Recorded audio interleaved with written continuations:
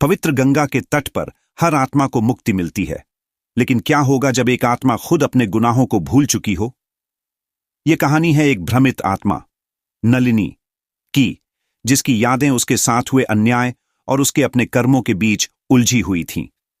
कहते हैं वह आत्मा गंगा के किनारे भटकती रहती थी, लेकिन न तो वह जल में समा सकती थी और न ही आकाश में उड़ सकती थी। उसकी मुक्ति का रहस्य इतना जटिल था कि खुद देवता भी चकित थे। नलिनी एक छोटे से गांव की युवती थी जो गंगा किनारे स्थित था। वह अपने हंसमुख स्वभाव और गाने की कला के लिए मशहूर थी। गांव वाले कहते थे कि उसकी आवाज में देवी सरस्वती का वास है, लेकिन उसकी सुंदरता और कला ने उसे वरदान से ज्यादा अभिशाप बना दिया।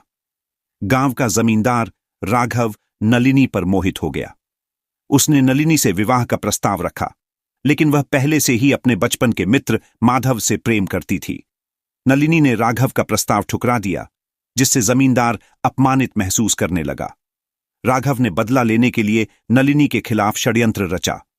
उसने माधव को झूठे आरोप में फंसाकर कैद कर लिया और नलिनी को मजबूर किया कि वह उससे विवाह करे। नलिनी ने अपने प्रेमी को बचाने के लिए इस शर्त को स्वीकार कर लिया। शादी के बाद नलिनी ने राघव से माधव को रिहा करने की मांग की, लेकिन राघव ने उसे धोखा दिया और माधव की हत्या कर दी। नलिनी ने इस अन्याय को सहन नहीं किया और गंगा किनारे जाकर जल समाधि ले ली, लेकिन मरने से पहले उसने कहा, गंगा मां, मेरे साथ हुए इस अन्याय को देखो। मैं तब तक इस तट पर भटकूंगी जब तक इस पाप का प्रायश्चित नहीं होता। नलिनी की आत्मा गंगा के तट पर भटकने लगी, लेकिन उसे याद नहीं था कि वह कौन है और क्यों भटक रही है। कभी वह खुद को निर्दोष मानती, तो कभी उसे लगता कि माधव की मौत का कारण वह खुद है।